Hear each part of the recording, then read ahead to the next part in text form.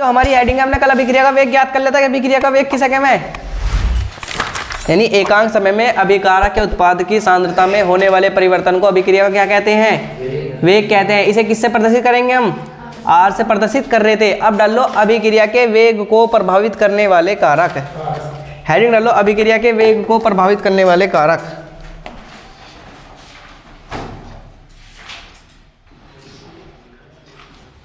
अभिक्रिया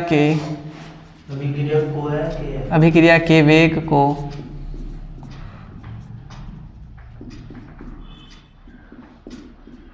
प्रभावित करने वाले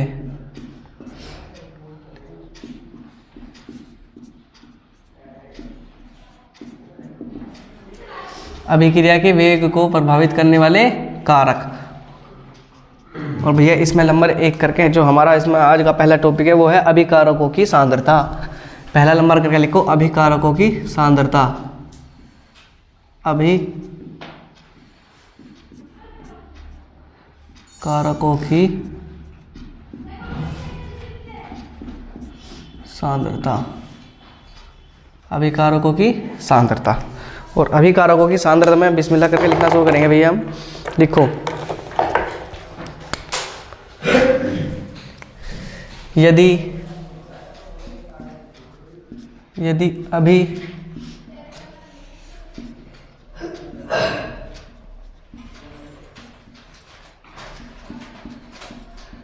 अभिकारकों की सांद्रता में यदि अभिकारकों की सांद्रता में वृद्धि की जाती है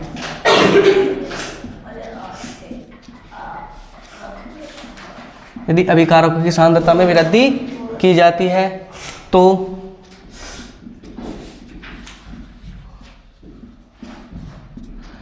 टक्करों की संख्या बढ़ जाती है। टक्करों की संख्या बढ़ जाती है। यदि अभिकारकों की सांद्रता में वृद्धि की जाती है तो टक्करों की संख्या बढ़ जाती है, जिसके कारण अभिक्रिया का वेग भी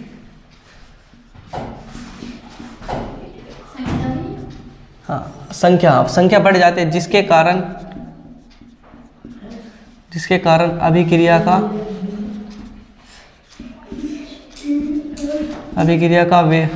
का वेग भी बढ़ जाता है, जिसके कारण अभिक्रिया का वेग भी बढ़ जाता है। लिखो बाबू पहले से।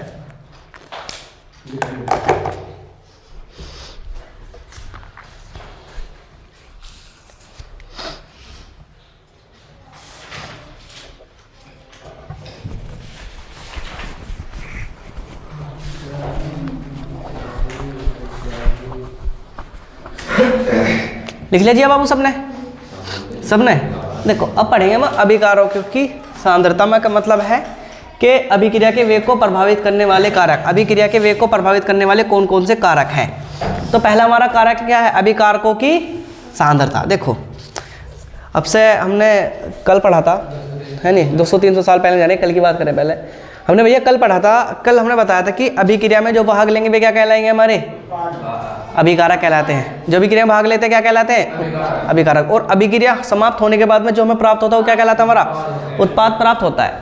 तो उसने क्या किए, अब देखो कल की बात पे चलें।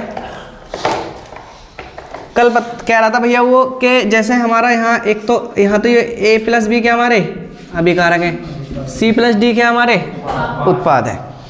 तो तुमने एक चीज कभी सुनी होगी, जितना बोओगे इतना पाओगे, क्या उतना काटोगे, जितना खेत में बोओगे इतना पाओगे, काटोगे, और जितना खाओगे इतने क्या होगे, मोटे हो जाओगे, है नहीं।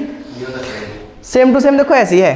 क्या कही, यदि अभिकारकों की सांद्रता में वृद्धि करी जाए, यदि हम अभिकारकों की सांद्रता बढ़ा दी जाए, कहने का मतलब है देखो पहले तो हम इसे ले रहे थे UB2A ले रहे थे और U2B ले रहे थे, तो ये हमें 2 ऐसे मिलेगा, 2C+2D मिलेगा ना, मिलेगा करके ये, या ऐसा मिल सका है U2.5 मिल जाएगा, UB2.5 मिल जाएगा, क्योंकि क्या हो जाए वृद्धि हो जाती है, इसमें क्या हो जाए कमी हो जाए। लेकिन अगर मैं इसे कैसे ले लूँ, इसे मैं ले लूँ 9A और प्लस इसे क्या लूँ 8B, तो क्या मिलेगा हमारा 10B और प्लस का 9B मिलेगा ना, मिलेगा। मिल जाएगा ना, मिल जाएगा, क्योंकि जब भी अभिक्रिया होती है क्या उत्पादों की संख्या क्या हो जाती है हमारी, बढ़ जाती है। अब नु बताओ बाबू कि जब यदि अभिकारकों की सांद्रता में वृद्धि करी जाए, देखो क्या तो अभिकारकों की सांद्रता कम है, लेकिन अभिकारकों की सांद्रता क्या कर दी मैंने, बढ़ा दी। यदि अभिकारकों की सांद्रता में वृद्धि हो जाएगी तो टक्करों की संख्या भी बढ़ जाएगी। टक्करों की संख्या का मतलब कैसा है, देखो तुम क्या सोचो कि हमारे ये उत्पाद ऐसे बने, नहीं बन जाके अभिकारक रखे और उत्पाद बन गए, ऐसे नहीं बनते। हमने इसमें अभिकारक डाल लिए, हमने दो अभिकारक डाल लिए, ए प्लस क्या होंगे बी, मैंने इसमें डाल दिए।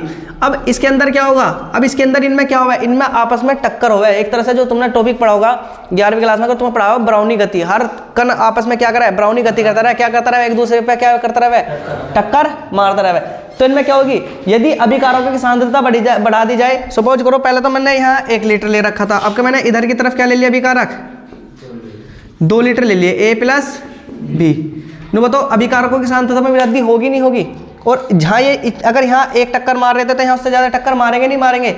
अगर मैं तुम्हें सबको ऐसा करूँ, एक तरफ तो 2 लड़की बिठाऊँ और एक तरफ बिठा दूँ कितनी 10 लड़की, तो तुम बताओ 2 लड़की ज़्यादा बात करेंगी 10 लड़की ज़्यादा बात करेंगी, चे चे चे चे चे ज़्यादा करेंगी ना करेंगी, ज़्यादा टक्कर मारेंगी नहीं मारेंगी वे।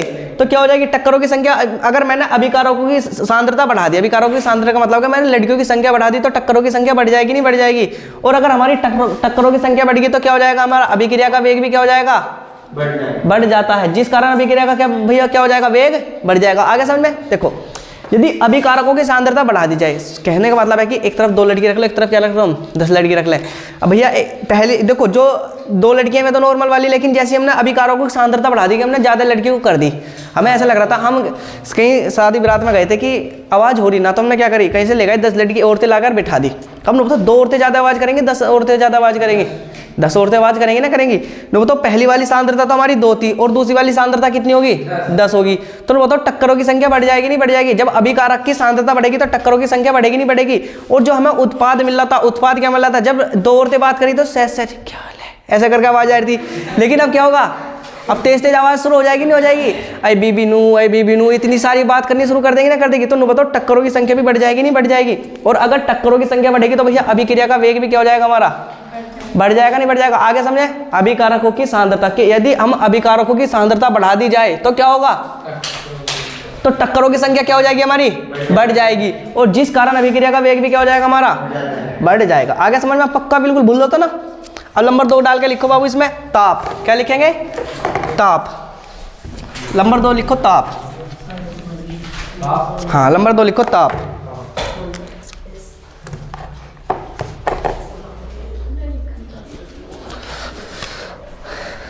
नंबर 2 लिखो ताप।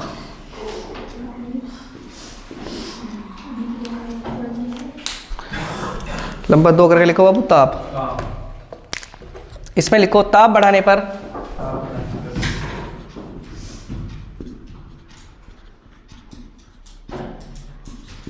ताप बढ़ाने पर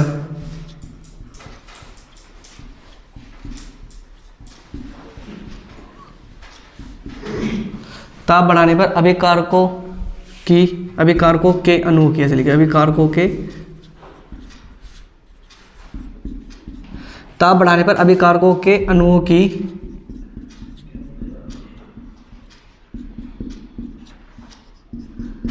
ताप बढ़ाने पर अभिकारकों के अणुओं की गतिज ऊर्जा बढ़ जाती है,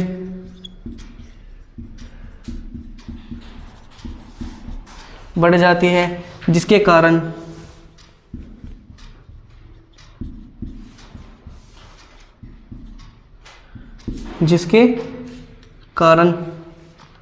टक्करों की संख्या क्या हो जाएगी, टक्करों की संख्या बढ़ जाती है। और भैया अगर हमारी टक्करों की संख्या बढ़ जाएगी तो क्या होगा, अभिक्रिया का वेग बढ़ेगा नहीं बढ़ेगा। टक्करों की संख्या बढ़ जाती है तो अभिक्रिया का वेग भी क्या होगा, तो अभिक्रिया का वेग भी क्या होगा फरहान, अभिक्रिया का वेग भी बढ़ जाता है। अभिक्रिया का वेग भी क्या होगा खुशबू बाबू हमारा। और ध्यान रखना, एक नोट करके लिख लेना, मैं नीचे लिखवा रहा नोट पूछ लिया you NOT note. 10 degree Celsius यानी 10 से ताप बढ़ाने पर ताप बढ़ाने पर 10 सेल्सियस ताप बढ़ाने पर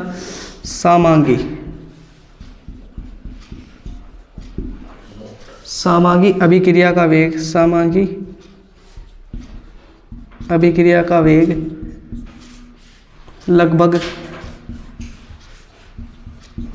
2 गुना बढ़ जाता है। 10 सेल्सियस ताप बढ़ाने पर समांगी अभिक्रिया का वेग लगभग 2 गुना बढ़ जाता है। क्या पढ़ा हमने? ताप बढ़ाने पर अभिकारकों के अणुओं की क्या हो जाएगी? गतिज ऊर्जा बढ़ जाएगी, जिसके कारण अभिक्रिया का क्या होगा? अभिक्रिया की संख्या को अभिकारकों क्या हो जाएगी? टक्कर भी बढ़ जाएगी, और टक्कर बढ़ने में क्या होगा? अभिक्रिया का वेग भी बढ़ जाता है। फिर भैया वही कि पहले हमने क्या करा था, एक तरफ 2 औरतों को रखी थी, एक तरफ कितनी औरतों को रखी थी? 10 को रखी थी। लेकिन मसला वो हो रहा था कि 2 को रखने पे और 10 को रखने पे भी क्या हो रहा था? टक्करों की संख्या बिल्कुल ही नहीं बढ़ी थी, जितनी पहले थी वो सब थोड़ी बहुत ही बढ़ी। अब उनमें टक्करों की संख्या बढ़ाने के लिए हमने क्या करा, उनके बीच में लगा दी थोड़ी सी आग ऐसे ही लगा दी, उन्हें चारों तरफ रख के उन्हें बीच में आग लगा दी, ऐसे नहीं। उसमें से किसी भी 2-3 औरतों को चुनी, और यानी 4 औरतों को चुनी, और उनका क्या बना दिया हमने? ग्रुप बना दिया कि 3 इधर हो जाएंगी, 3 इधर हो जाएंगी, 5 इधर हो जाएगी, 5 इधर हो जाएगी। और एक बीच में किसी को एजेंट बना के कह दी कि तुझे तो बहुत बुरी कह रही थी, है नहीं, और दूसरी को भी कह दी, तो फिर क्या हो जाएगा? ताप क्या कर दिया हमने? बढ़ा दिया। और ताप बढ़ने पे क्या हो जाएगा? फिर हमारी टक्करों की संख्या बढ़ जाएगी, और टक्करों की संख्या बढ़ेगी तो क्या होगा? अभिक्रिया का वेग भी बढ़ जाता है, और अभिक्रिया का वेग बढ़ने पर तो फिर क्या हो जाएगा?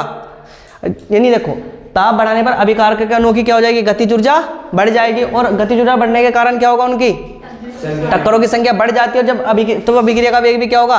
बढ़ जाता है। अब देखो, ये तो हम वैसे ही एग्जांपल तुम्हें ले रहे थे।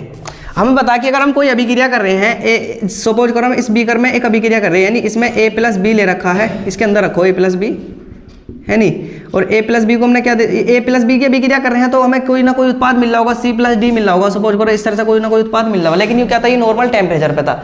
लेकिन जैसे मैंने क्या करा, यानी मैंने यहाँ इस पर क्या कर दी, A+B का क्या कर दिया मैंने, इसमें नीचे आग लगा दी, तो हमें कुछ ना कुछ तो उत्पाद मिलेगा बाबू। लेकिन अब क्या होगा, जैसे इसमें आग लगाई मैंने, तो आग लगाने पे क्या होगा?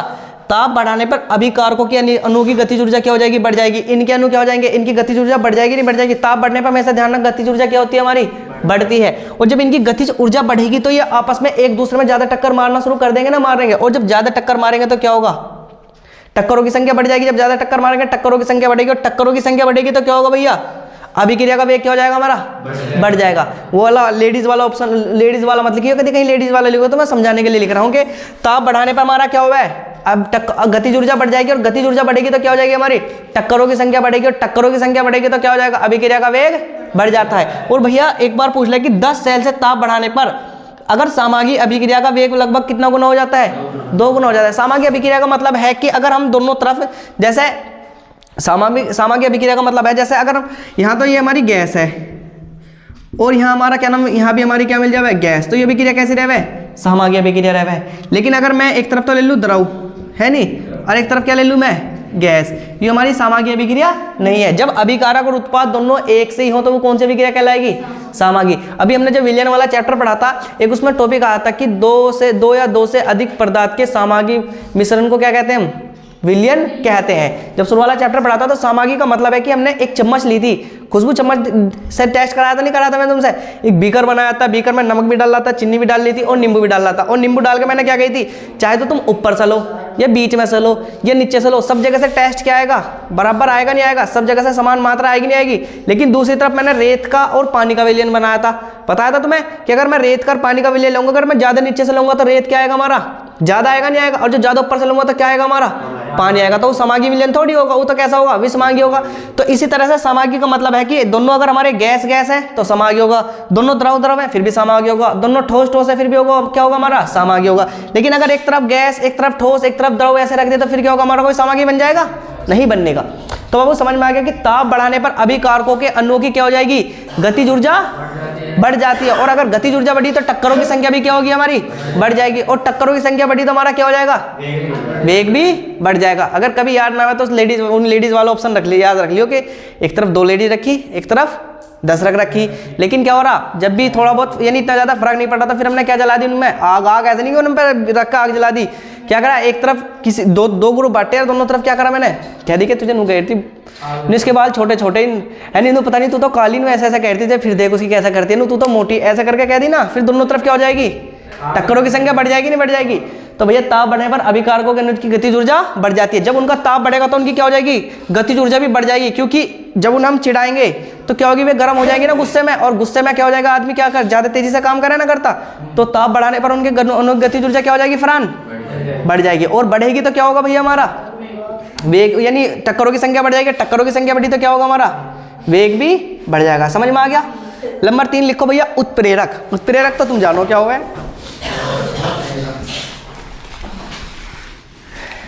इसे मैं मिटा रहा हूँ, नंबर 2 को मिटा रहा हूँ ताप को। हाँ उत्प्रेरक, हाँ नंबर 3 लिखो भैया उत्प्रेरक। भैया मार कर तो सारे मार रखे।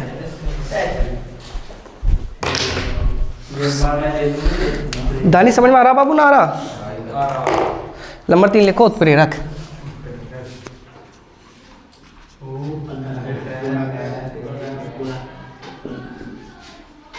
लिखो उत्प्रेरक में लिखो भैया,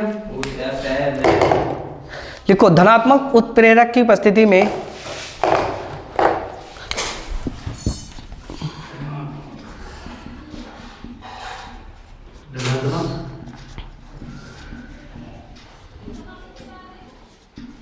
धनात्मक उत्प्रेरक की उपस्थिति में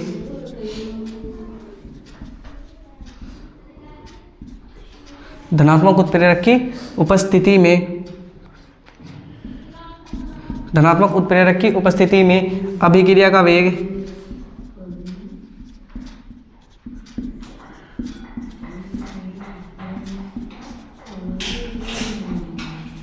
बढ़ जाता है। धनात्मक उत्प्रेरक की उपस्थिति में अभिक्रिया का वेग बढ़ जाता है, क्योंकि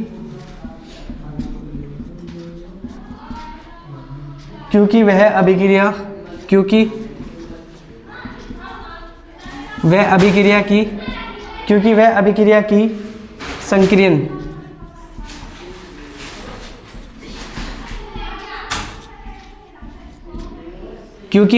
की संक्रियन ऊर्जा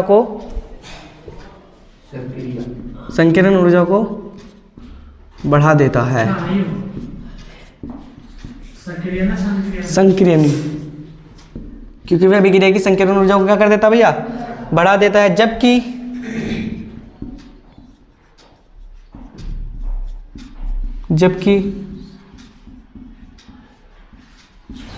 ऋणात्मक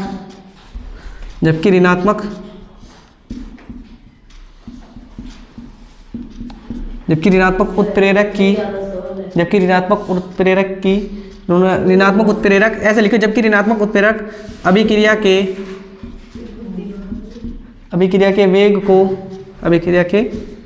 वेग को घटा देते हैं। जबकि ऋणात्मक उत्प्रेरक क्या होंगे भैया, अभिक्रिया के वेग को घटा देते हैं, क्योंकि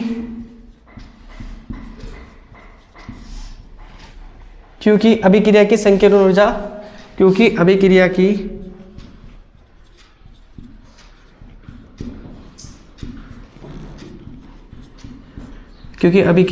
संकीर्ण ऊर्जा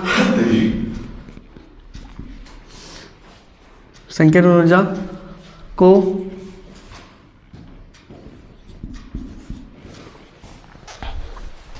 धनात्मक उत्प्रेरक की उपस्थिति में अभिक्रिया का वेग बढ़ जाता है, क्योंकि वहाँ अभिक्रिया की संकीर्ण ऊर्जा क्या हो जाएगी, संकीर्ण ऊर्जा को बढ़ा है। भैया एक गलती होगी, उसे लिख कर लियो सही, बस यहाँ तक लिख लो पहले।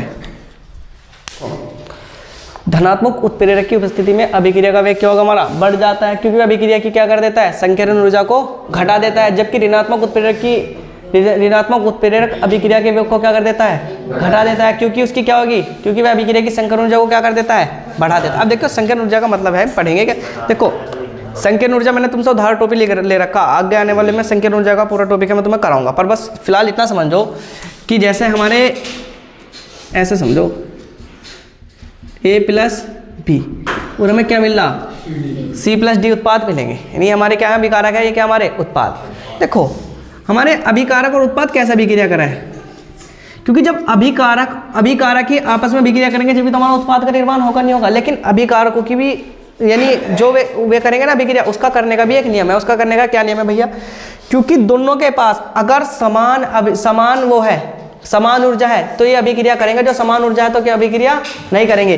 देखो जैसे हमने, क्योंकि अब ई तो एक है, क्योंकि जब हम बहुत सारे मोल लेंगे तो हजारों करोड़ों मोल हो जाएंगे, नहीं हो जाएगा। अगर मैं एक उसमें एक बर्तन में एक तो ए डालूं एक बी डालूं, सपोज करो एक तो मैंने क्या डाल दिया, एक तो पानी डाल दिया और एक क्या डाल दिया मैंने, अल्कोहल डाल दिया। अल्कोहल का मतलब शराब डाल दी, तो क्या होगा, दोनों के छोटे छोटे लाखों करोड़ों अणु होंगे नहीं होंगे उनके। तो देखो कैसे करें, देखो अगर उनका वे अभिक्रिया हमेशा जब करते हैं जब दोनों की संकीर्ण ऊर्जा क्या हो जाएगी हमारी, बराबर होती है। अगर हमें इसकी संकीर्ण ऊर्जा कितनी है, 80 जूल है, तो इसकी भी कितनी जूल होनी चाहिए, 80 जूल होनी चाहिए। जिस अणुओं में दोनों में अगर इसकी भी कुछ इसके अणु होंगे ऐसे 80 जूल के, कुछ इसके अणु होंगे जिनकी संकीर्ण ऊर्जा क्या होगी, 80 जूल होगी, तो वे क्या करेंगे, वे अभिक्रिया करेंगे। और जिनकी संकीर्ण ऊर्जा 80 जूल से कम होगी वे क्या करेंगे, वे अभिक्रिया नहीं करने की। मैंने बस 80 जूल मानना है, दिन कह लोगे कि 80 जूल ही होना चाहिए, वे कुछ भी हो सकता है। नहीं, उसकी संकीर्ण ऊर्जा क्या हो सकती है, कुछ भी हो सकती है, 1 joule 2 joule 3 joule 4 joule 5 joule कुछ भी हो सकती है। तो अगर हमारी अभिकारक व उत्पाद की दोनों की ऊर्जा बराबर है तो दोनों अभिक्रिया करेंगे, और जो दोनों अगर दोनों की ना है तो फिर क्या होंगे, वे अभिक्रिया नहीं करेंगे। अगर दोनों की बराबर है तो दोनों क्या कर लेंगे भैया, अभिक्रिया कर लेंगे, और जिनकी बराबर है वे क्या करेंगे, वे अभिक्रिया नहीं करेंगे। तो ध्यान रखना कि जब ए के और बी के यानी अभिकारक के और उत्पाद की दोनों की संकीर्ण ऊर्जा बराबर होगी तो जब भी वे क्या करें, हमारे अभिक्रिया करते हैं। बस फिलहाल तो इतना समझो, मैं समझा रहा हूँ। देखो सपोज करो मैं एक यहाँ बना रहा हूँ, या मैं एक यहाँ ग्राफ बना रहा हूँ, इसे समझियो। देखो जैसे हमारे इधर तो मिलेंगे हमें उत्पाद C+D, हमारे उत्पाद मिलने के 3 हैं। एक तो भैया ये है, एक हमारा ये है, और एक हमारा क्या है, एक ये वाला है। यानी हमारे यहाँ A+B है, क्या हमारा A+B। और भैया इनकी जो मैंने इन्हें ऊर्जा दे दी, इनकी जो ऊर्जा है वो E है। देखो अब हमने क्या पढ़ा, धनात्मक उत्प्रेरक की उपस्थिति में अभिक्रिया का वेग क्या हो जाता है, बढ़ जाता है, क्योंकि वह अभिक्रिया की क्या कर देगा, संकीर्ण ऊर्जा को घटा देगा।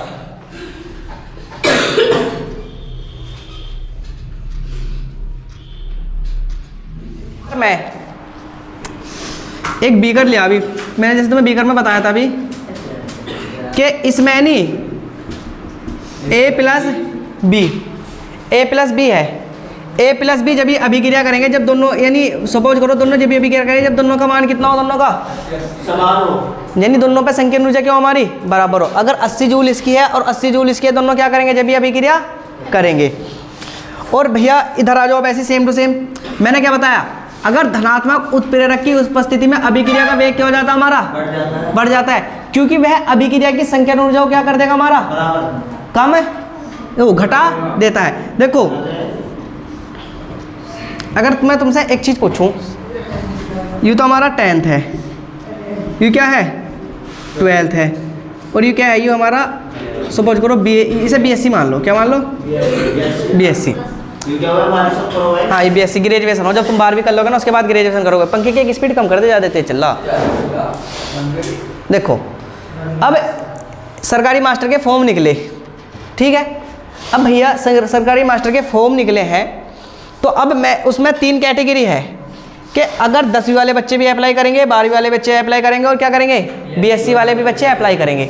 लेकिन मैंने क्या कही, धनात्मक उत्प्रेरक की उपस्थिति में अभिक्रिया का वेग बढ़ जाता है, क्योंकि अभिक्रिया की संकीर्ण ऊर्जा क्या कर देगा, घटा देगा। अब देखो कैसे समझेंगे, अगर मैं तुमसे कह रहा हूं कि भैया उसमें जो सरकारी नौकरी है टीचर वाली, उसमें खाली जो 10वीं वाले बच्चे अप्लाई कर सकते हैं, तो न बताओ फॉर्म, अरे उसमें BSc वाले अप्लाई करेंगे, तो न बताओ यहाँ फॉर्म ज़्यादा भरे जाएंगे, यहाँ फॉर्म ज़्यादा भरे जाएंगे, 10वीं में ज़्यादा फॉर्म भरे जाएंगे, नहीं भरे जाएंगे। तो क्या करा मैंने, धनात्मक उत्प्रेरक की उपस्थिति में अभिक्रिया का वेग क्या हो जाएगा हमारा, बढ़ जाता है। क्यों बढ़ जाएगा, क्योंकि अभिक्रिया की संकीर्ण ऊर्जा क्या कर दी हमने, कम कर दी। देखो इससे कोई उत्पाद चला और भैया इससे हमें क्या मिल जाएगा, C+D हमें मिल जाएगा। अभी मैं से समझूंगा C+D कैसे मिला। अब उसके बाद में क्या करा, यूँ तो जब हमने क्या रखा था, धनात्मक उत्प्रेरक, धनात्मक उत्प्रेरक। इसे क्या रखा था हमने? धनात्मक उत्प्रेरक। लेकिन मैंने क्या करा, अब की बार क्या रख दिया, जबकि ऋणात्मक उत्प्रेरक अभिक्रिया के वेग को क्या कर देंगे हमारा, अरे इधर देख ले मेरे भैया, समझ रहा तू? जबकि ऋणात्मक उत्प्रेरक क्या करें, अभिक्रिया के वेग को क्या कर देंगे, घटा देते हैं, क्योंकि अभिक्रिया की संकीर्ण ऊर्जा क्या कर दी, अब क्या हमने कह दी कि अगर A प्लस बी को अभिक्रिया करनी है ना तो अब कहाँ जाना पड़ेगा, BSc तक जाना पड़ेगा। अब इसे बिल्कुल समझियो, हमारे यहाँ सरकारी नौकरी के फॉर्म निकले, सरकारी मास्टर के, कि सरकारी मास्टर का फॉर्म वही बच्चे भर सकते हैं। यानी उसमें हमने 3 कैटेगरी बांटी, पहले 10वीं, फिर 12वीं और फिर BSc। वैसे तो यानी हमें यहाँ तक BSc के बाद में हमें B.Ed भी होना चाहिए, और B.Ed के बाद में क्या CTET एग्जाम भी क्वालिफाई होना चाहिए जब हम उसका फॉर्म अप्लाई कर सकते हैं। लेकिन हमने 3 कैटेगरी निकली, मेरी सरकार बन गई, मैंने कही कि 10वीं 12वीं और BSc वाले बच्चे क्या करेंगे, फॉर्म भरेंगे। तो तुम एक दिमाग का इस्तेमाल करो कि 10वीं में अगर हम आसपास का अपना आइडिया लगावें, अपने चारों तरफ का हमारे गाँव का आइडिया लगावें, तो हमारे गाँव में 10वीं करे हुए ज़्यादा बच्चे हैं, 12वीं करे ज़्यादा बच्चे हैं, या BSc करे हुए ज़्यादा बच्चे हैं? 10वीं करे हुए ज़्यादा बच्चे होंगे नहीं होंगे? तो नु बताओ 10वीं करे हुए जो ज़्यादा बच्चे होंगे ज़्यादा फॉर्म भर जाए, अप्लाई होंगे नहीं होंगे? लेकिन अब की बार मैंने क्या करा भाई, फॉर्म ज़्यादा भरे जाते तो मैंने दिमाग का इस्तेमाल करा, मैंने कहा कि 10वीं वाले बच्चों को सारों को क्या कर दो, खत्म कर दो, 12वीं वालों को भी क्या कर दो, खत्म कर दो।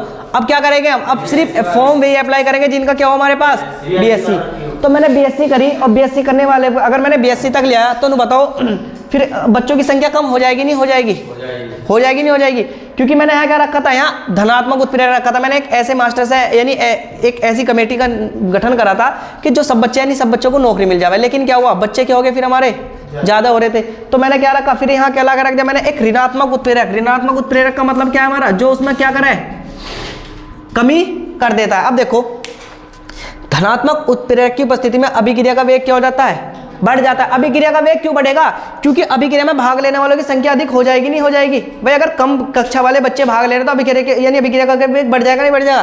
क्योंकि क्या हो रहा, क्योंकि अभिक्रिया की संकीर्ण ऊर्जा क्या कर दी मैंने, घटा दी। कैसे, यहाँ तो खाली 10वीं वाले फॉर्म भर रहे थे, लेकिन यहाँ BSc वाले भरे थे, लेकिन मैंने कहाँ तक कर दी, 10वीं तक लिया ना लिया, क्योंकि ऐरा गैरा नत्थु गैरा क्या कर देंगे, सब फॉर्म क्या कर देंगे अपने अप्लाई कर देंगे नहीं कर देंगे? तो क्या करा मैंने, धनात्मक उत्प्रेरक की उपस्थिति में अभिक्रिया का वेग क्या हो जाएगा हमारा, बढ़ जाता है, क्योंकि अभिक्रिया में ज्यादा भाग लेंगे नहीं लेंगे। धनात्मक उत्प्रेरक की उपस्थिति में अभिक्रिया का वेग क्या होगा, बढ़ जाएगा। क्योंकि क्या हुआ भैया, क्योंकि अभिक्रिया की मैंने क्या कर दी, संकीर्ण ऊर्जा मैंने घटा दी। अब संकीर्ण ऊर्जा का मतलब हमारी 10th क्या, हमारी जैसे मान लो 10th हमारी क्या, उसकी संकीर्ण ऊर्जा, मैंने संकीर्ण ऊर्जा घटा दी नहीं घटा दी?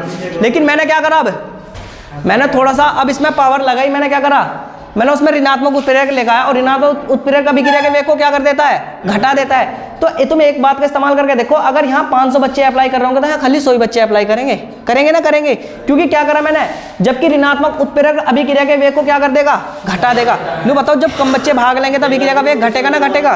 तो अभिक्रिया का वेग क्या हो जाएगा हमारा, यहाँ का अभिक्रिया का वेग क्या हो जाएगा हमारा, घट जाएगा। क्योंकि अभिक्रिया की संकीर्ण ऊर्जा क्या होगी अब हमारी, बढ़ गई। क्योंकि अब यहाँ तक की तो ऊर्जा बहुत कम बच्चे के पास होगी। अगर तुम अपने गांव के बच्चों का आइडिया लो तो हमारे गांव में BSc करे हुए कितने बच्चे, बहुत कम बच्चे होंगे नहीं होंगे? लेकिन 10वीं करे हुए बच्चे कितने बच्चे हमारे पास, घने बच्चे हैं ना है। तो आगे समझ में, धनात्मक उत्प्रेरक की उपस्थिति में अभिक्रिया का वेग क्या होता है हमारा, बढ़ जाता है।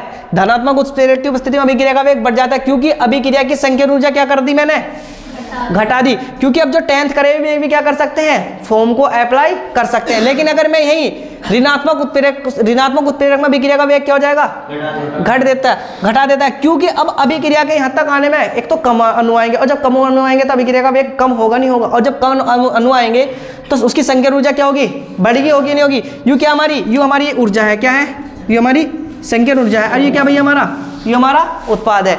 तो बताओ, यहाँ तक आने में संकीर्ण ऊर्जा बढ़ जाएगी नहीं बढ़ जाएगी? और यहाँ तक आने में संकीर्ण ऊर्जा क्या आती है हमारी, कम थी। संकीर्ण ऊर्जा का मतलब है कोई 10वीं का बच्चा भी फॉर्म क्या कर रहा अपना, अप्लाई कर रहा। लेकिन यहाँ क्या कर दी मैंने, संकीर्ण ऊर्जा क्या कर दी मैंने, बढ़ा दी ना। अब खाली वही बच्चे फॉर्म अप्लाई कर सकते हैं जिसने क्या करी हो, हमारी BSc करी हो। तो भैया धनात्मक उत्प्रेरक की उपस्थिति में अभिक्रिया का वेग बढ़ जाता है। अभिक्रिया का वेग क्यों बढ़ेगा, क्योंकि जब घन अणु लेंगे तो अभिक्रिया का वेग बढ़ जाएगा नहीं बढ़ जाएगा, और उसकी संकीर्ण ऊर्जा क्या हो जाएगी, कम होगी। क्योंकि यहाँ तो संकीर्ण ऊर्जा कमी होगी। लेकिन मैंने क्या करा, अब अभिक्रिया का वेग बढ़ा दिया, यानी अभिक्रिया का वेग क्या करा मैंने, घटा दिया। अभिक्रिया का वेग क्या करा मैंने, घटा दिया। अभिक्रिया का वेग कैसे घटेगा, जब वे कम अणु भाग लेंगे तो अभिक्रिया का वेग घटेगा नहीं घटेगा। और जब कम अणु भाग लेंगे तो बताओ इसकी संकीर्ण ऊर्जा ऊपर को जा रही है तो बढ़ती जा रही नहीं जा रही, तो इसकी संकीर्ण ऊर्जा क्या हो जाएगी हमारी, बढ़ जाएगी। आगे समझ में, इसे टेबल सी को बना लो। हाँ बना लो। नंबर 4 लिखो दाब। क्या हेडिंग है बाबू हमारी? दाब।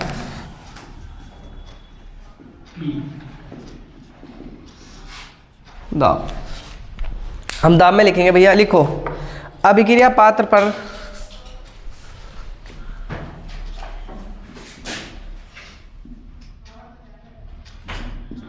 अभिक्रिया पात्र पर दाब बढ़ाने से, अभिक्रिया पात्र पर दाब बढ़ाने से आयतन घट जाता है।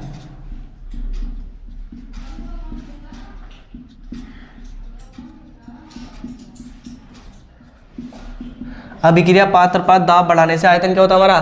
घट जाता है, जिसके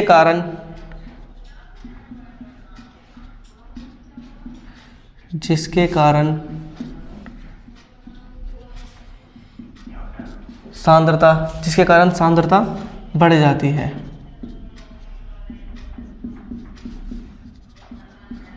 जिसके कारण सांद्रता बढ़ जाती है। अतः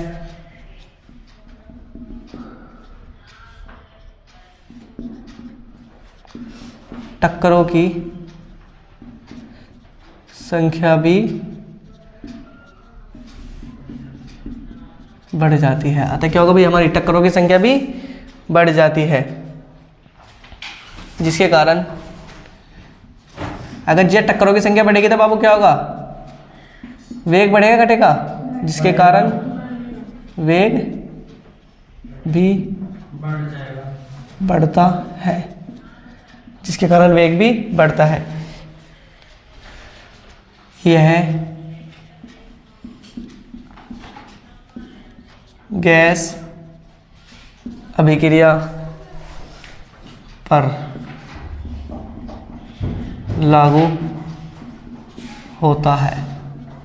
यह गैस अभिक्रिया पर लागू होता है। लिखो जल्दी से। नंबर 4 क्या डालनी थी हेडिंग हमने? दाब। देखो क्या, अभिक्रिया पात्र पर दाब बढ़ाने से आयतन क्या हो जाता है हमारा? घट जाता है, जिसके कारण सांद्रता क्या होगी हमारी?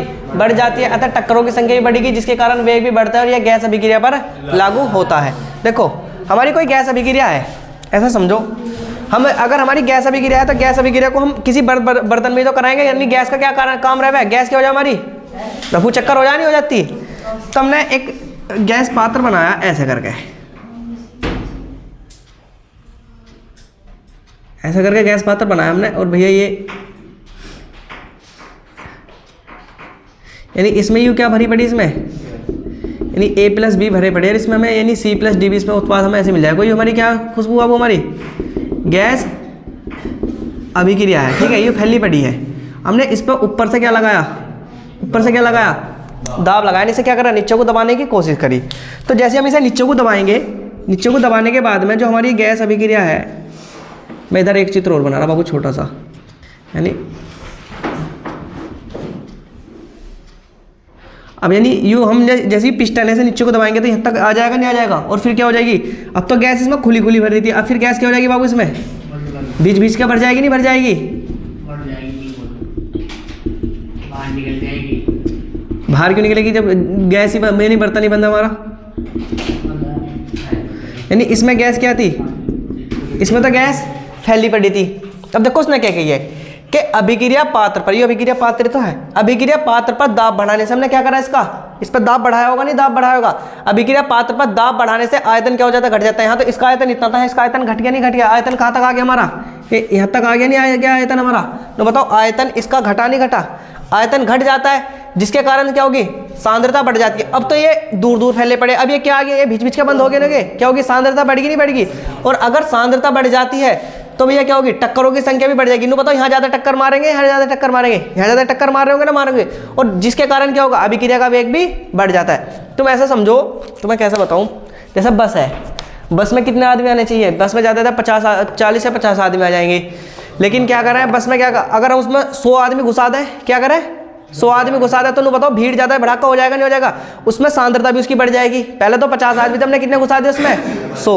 अगर 100 आदमी बढ़ गए तो उसमें टक्करों की भी संख्या बढ़ेगी नहीं बढ़ेगी, किसी का तो ऐसा कोनी लगेगी, किसी का ऐसा गुर्त लगेगा, टक्करों की संख्या बढ़ेगी नहीं बढ़ेगी। अगर मेरे जैसे ड्राइवर बैठ गए जो किसी ने खुदा दी खड्डे पर को ऐसा है तो पलट जाते आदमी ऊपर नीचे हो जाएंगे, तो मतलब टक्करों की संख्या बढ़ जाएगी नहीं बढ़ जाएगी। और देखो ये ऐसे लिख रहा है कि अभिक्रिया पात्र पर, बस क्या हमारी अभिक्रिया पात्र है, हमने उसमें क्या कर दिया उसका आयतन घटा दिया। आयतन घटाने का मतलब है कि उसमें क्या तो बस को काट कर छोटी कर दो या क्या कर दो बस में और ज्यादा आदमी बढ़ा दो, हमने क्या किया उसका आयतन घटा दिया, तो जिसके कारण क्या होगी अब सांद्रता बढ़ जाएगी नहीं बढ़ जाएगी। पहले तो आदमी सीट पे बैठे थे, अब क्या कोई आदमी किसी के सिर पे बैठा चढ़ गया बस में, अब क्या होगा सांद्रता बढ़ जाती है। अतः टक्करों की भी संख्या क्या हो जाएगी, फिर अगर ज्यादा अभिकारक उसके अंदर हो गए तो टक्करों की संख्या बढ़ेगी नहीं बढ़ेगी, और जब टक्करों की संख्या बढ़ेगी तो क्या होगा उसका वेग भी बढ़ जाएगा। और भैया ये कहाँ लागू होता है, ध्यान रखना है बस गैस अभिक्रिया पर लागू होता है। पूछा लगा है कि जो अभिक्रिया के वेग को प्रभावित करने वाला कारक में दाब है वो किस अभिक्रिया पर लागू होगा, ना तो ठोस पर होगा ना द्रव पर होगा, किस अभिक्रिया पर लागू होगा, जैसे गैस गैस अभिक्रिया होगी। यानी ये ऐसा होगा कि हमारा देखो A+B और हमें क्या मिला है C+D, यानी हमारा U भी गैस होना चाहिए, U भी गैस होना चाहिए, जब हमें मिल रहा है ये भी क्या होने चाहिए बाबू हमारे, ये भी हमारे गैस ही होने चाहिए। अब उसे ताल लो चित्र को, ये तीनों ही ताल लो, ये तीनों ही भाई यहाँ लिख लेना, इसमें दाब बढ़ाने पर, दाब बढ़ाने पर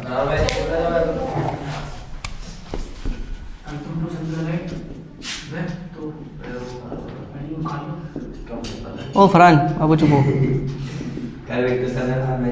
सतह क्षेत्रफल लिखो भैया, ठोस अभिकारकों का, फरहान लिख ले बाबू, ठोस अभिकारकों का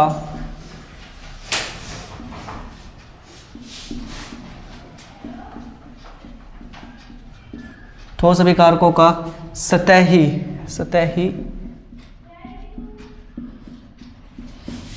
ठोस अभिकारकों का सतही क्षेत्रफल अधिक होने पर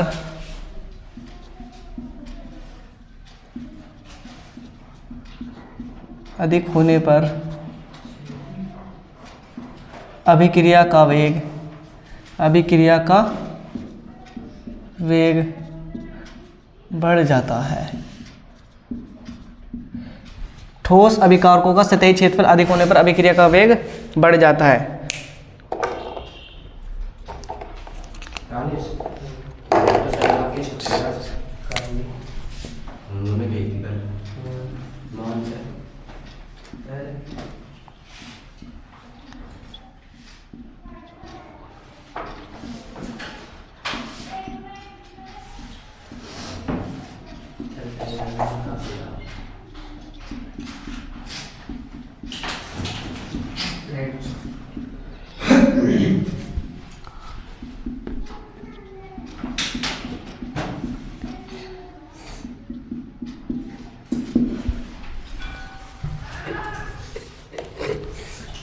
लिख लिया भैया,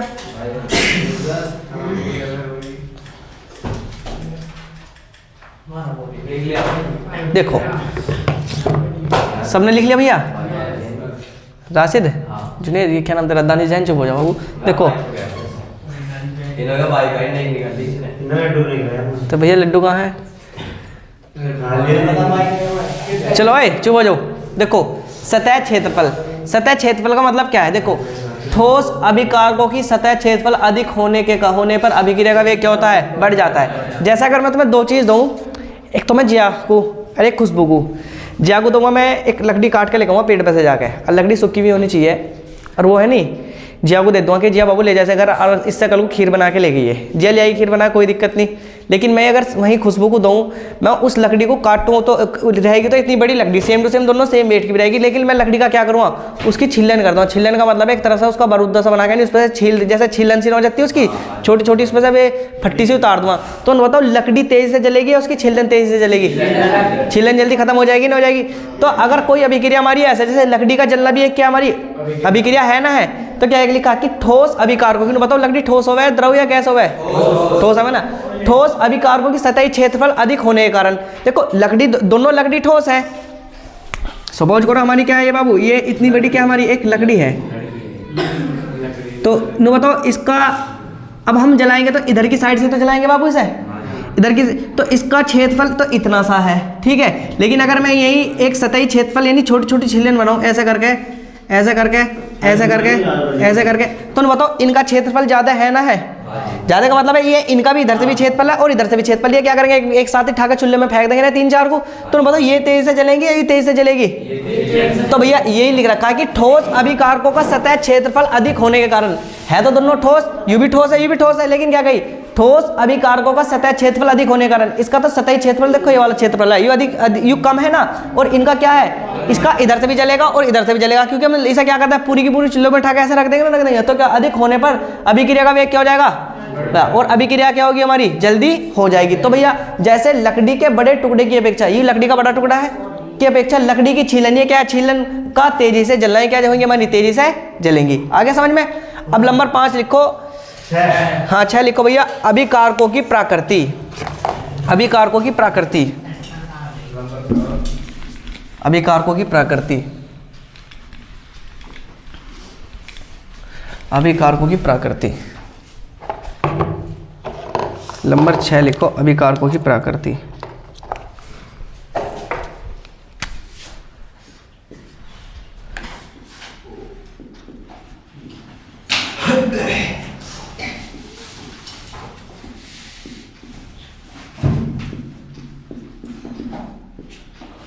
अभिकारकों की प्रकृति, लो भैया इसमें लिखो मेरे साथ साथ,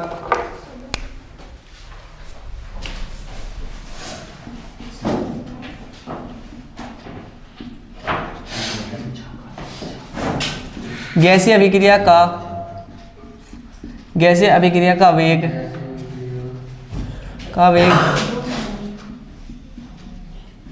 सबसे अधिक, गैसीय अभिक्रिया का वेग सबसे अधिक वह ठोस अभिक्रिया का वेग, ठोस अभिक्रिया का वेग सबसे, गैसीय अभिक्रिया का वेग सबसे अधिक व ठोस अभिक्रिया का वेग सबसे कम होता है।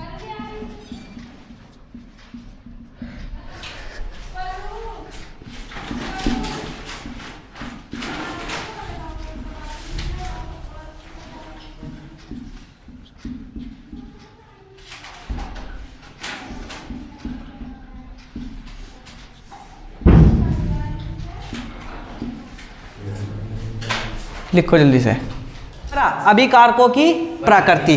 देखो क्या लिखा कि अगर हमसे कभी कभार पूछा लगा कि हमें 3 अभिकारक दे दिए, एक तो ठोस दे दिया, एक द्रव दे दिया, क्या दे दी, गैस, पूछा लगा कि इनमें सबसे अधिक वेग किसका होगा, तो सबसे अधिक वेग किसका होगा हमारा, गैस का, उससे कम किसका होगा, द्रव का, और उससे कम किसका होगा, ठोस का होगा। नो बताओ ये बड़े मुंह वाले समझ में आ रहे नहीं आ रहे, बड़े मुंह का मतलब क्या, हाँ देखो अगर ऐसा करूं तो इसके मुंह में क्या लड्डू आ जाएंगे, 1 2 3 3 4 आ जाएगा, एक यहाँ भी आ जाएगा देखो, और यहाँ भी आ जाएगा। बताओ इसके मुंह में ज़्यादा लड्डू हो जाएंगे नहीं हो जाएंगे, तो यू क्या हमेशा यू बड़ा रहेगा, और ये जो चोंच निकल रही क्या रहेगा, छोटा। तो ध्यान रखना जिसकी तरफ को मुंह खुला हुआ वो क्या रहा है, बड़ा, और जिसकी तरफ को मुंह यानी छोटी सी चोंच है वो क्या रहा है, छोटा रहेगा। इधर बड़ा रहेगा तो छोटा। देखो जैसे गैस की तरफ खुला तो गैस अभिक्रिया का वेग क्या होगा हमारा, बड़ा होगा। फिर गैस से देखो जितना गैस का है उससे कम किसका होगा, द्रव का, लेकिन ठोस से ज्यादा किसका होगा, ठोस से ज्यादा द्रव का होगा, लेकिन द्रव से कम किसका होगा, ठोस का होगा। ठीक, आगे समझ में। तो भैया अभिकारकों की प्रकृति पूछ रहा है कि गैसीय अभिक्रिया का वेग सबसे अधिक व ठोस अभिक्रिया का वेग सबसे कम होता है। आगे 5-6 पॉइंट के लिए हो गए। अब एक पॉइंट और डाल लो, माध्यम की प्रकृति। हाँ नंबर 7, माध्यम की प्रकृति, माध्यम की प्रकृति, माध्यम की प्रकृति। नंबर 7 लिखो, माध्यम की प्रकृति। 7 माध्यम की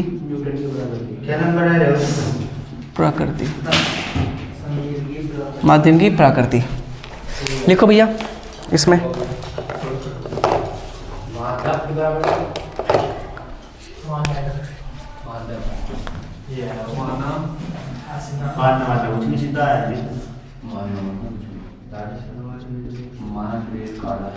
ओए आए नहीं कभी की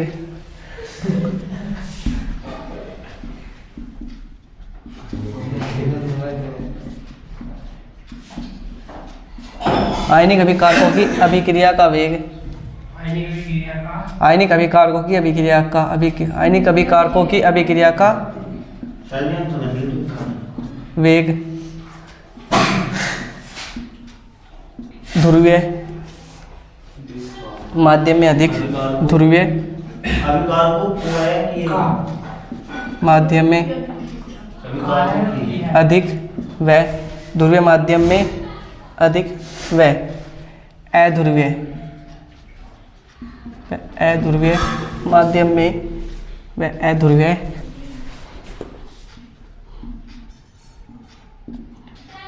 माध्यम में कम होता है व अध्रुवीय माध्यम में आयनिक अभिकारकों की अभिक्रिया का वेग ध्रुवीय माध्यम में अधिक व अध्रुवीय माध्यम में कम होता है। लिखो जल्दी से, अब इसे समझने का कोई तरीका आजमाते हैं। चलो देखो हमने क्या लिखा, आयनिक अभिकारकों की अभिक्रिया का वेग ध्रुवीय माध्यम में अधिक और अध्रुवीय माध्यम में क्या होता है हमारा, कम होता है। देखो कैसे, अगर मैं तुम्हें, हम आयनिक तो पढ़ा, आयनिक तो हमें पता है, जैसे हमें NaCl है, हमारा क्या है, आयनिक है ना, क्योंकि आयनों में हमारा टूट जाता है। लेकिन अगर मैं आयनिक माध्यम का मतलब अगर मैं NaCl को जल में घुल लूँ तो अधिक घुल जाएगा ना, तो घुल जाएगा। लेकिन अगर मैं वही नमक को अगर मैं शराब में घुल लूँ, घुल जाएगा कोई, नहीं घुलने का। क्यों नहीं घुलने का है, क्योंकि हमारी जो शराब वो होगा क्या होगा, हमारी अध्रुवीय होती है। सेम टू सेम कह रहा है कि आयनिक अभिकारकों की अभिक्रिया का वेग अधिक कब होगा, जब अगर वो उसमें पूरी तरह से घुल जाएगा तो उसका वेग क्या हो जाएगा, हमारा अधिक होगा, और जो वो पूरी तरह से नहीं घुलेगा तो उसका वेग क्या होगा, कम होगा। अब घुलेगा कब, घुलेगा जब दोनों क्या होंगे, एक सी जाति के होंगे। क्या होंगे, किस में ना, घुलने का नहीं, घोल के देखियो, क्यों नहीं घुलने का। चलो ऐसा करो, तुम ये वाला उदाहरण न लो, ऐसा करो तुम वो लो, क्या लेवे हम, अब की बार लेवे हम एक जल लेवे, एक तरफ लेवे तेल, है नहीं। अब तुम तेल को है नहीं किस में डाल लियो, पानी, जल में डाल के देखियो, क्या तेल जल में घुल जाएगा, नहीं घुलने का।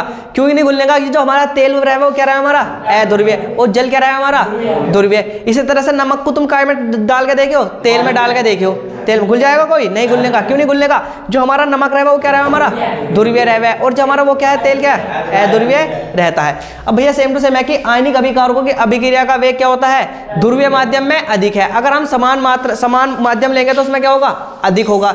मतलब ऐसे कि अगर मैं, तुम सारे 12th क्लास के बच्चे हो, तुम पढ़ रहे हो यहाँ, अगर मैं ही तुम्हारी क्लास में लाकर पहली क्लास के बच्चे को बिठा दूं तो उसके कुछ समझ में आएगा, नहीं आने का, क्योंकि वो क्लास के यानी क्लास के अनुसार एडजस्ट ही नहीं होने का। क्यों नहीं होने का, क्योंकि जो तुम हो, तुम तो ध्रुवीय हो, तुम तो यानी कक्षा 12 के अनुसार क्या हो, ध्रुवीय, कक्षा 12 भी ध्रुवीय है और तुम भी क्या हो, ध्रुवीय। तो तुम्हें एक दूसरे में क्या हो रहे, अच्छी तरीके से मिल रहे हो, यानी इसके सिलेबस से अच्छी तरीके से मिल रहे हो। लेकिन कक्षा 1 के बच्चों को बिठा दो, क्या हमारा, वो कक्षा 12 के लिए अध्रुवीय है और कक्षा 12 उसके लिए अध्रुवीय है, क्योंकि क्या है, दोनों अलग अलग प्राकृतिक होगे ना, होगे।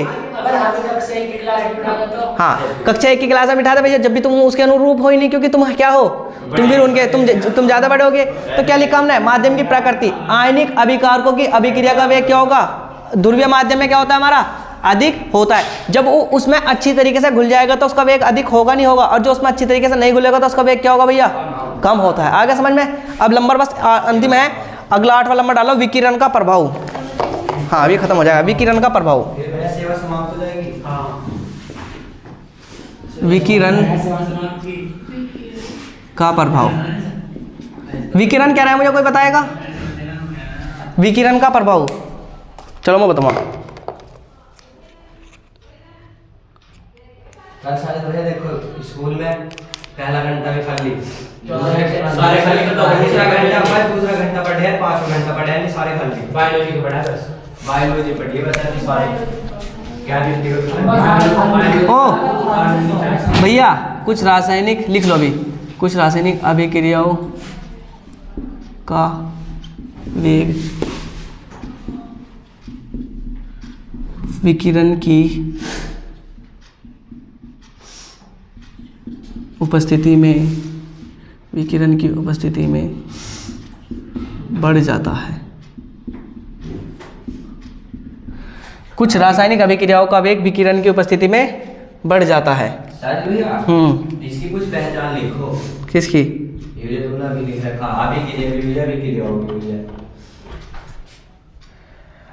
कुछ रासायनिक अभिक्रियाओं का वेग विकिरण की उपस्थिति में क्या हो जाता है, बढ़ जाता है। जैसे H2 और मैं क्या लिखूँ यहाँ, Cl2 लिख लूँ, H2 और ये हमारा क्या बनेगा 2HCl बनेगा। और भैया ये भी हमारा गैसीय अवस्था में होगा, ये भी हमारा गैसीय अवस्था में होगा, ये भी हमारा गैसीय अवस्था में होगा। लिख लो जाए।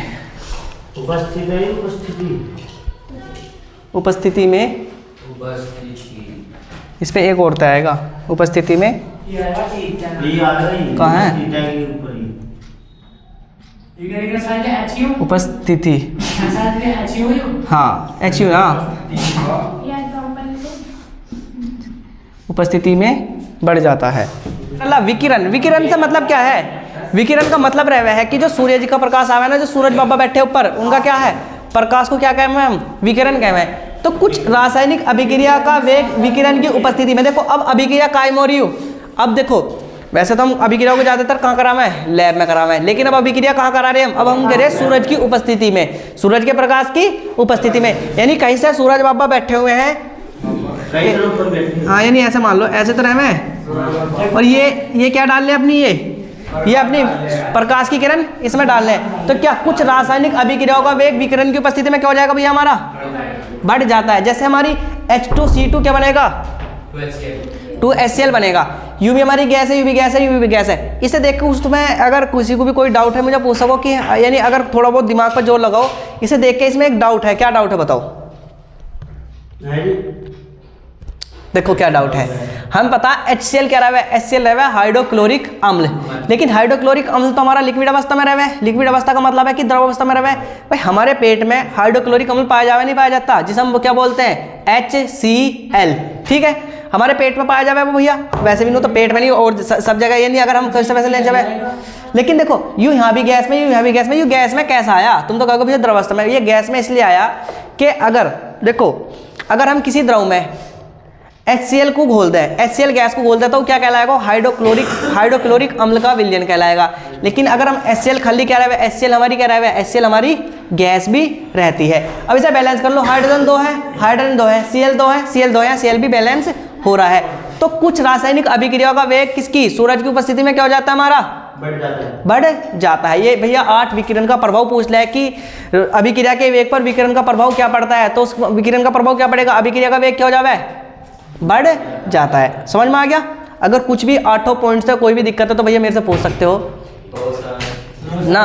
डाउट तो जब होगा ना जब तुम्हें घर जाकर पढ़ोगा। ठीक है तो भैया आज की सेवा समाप्त, कल को इन्हें पढ़ गई हो घर से।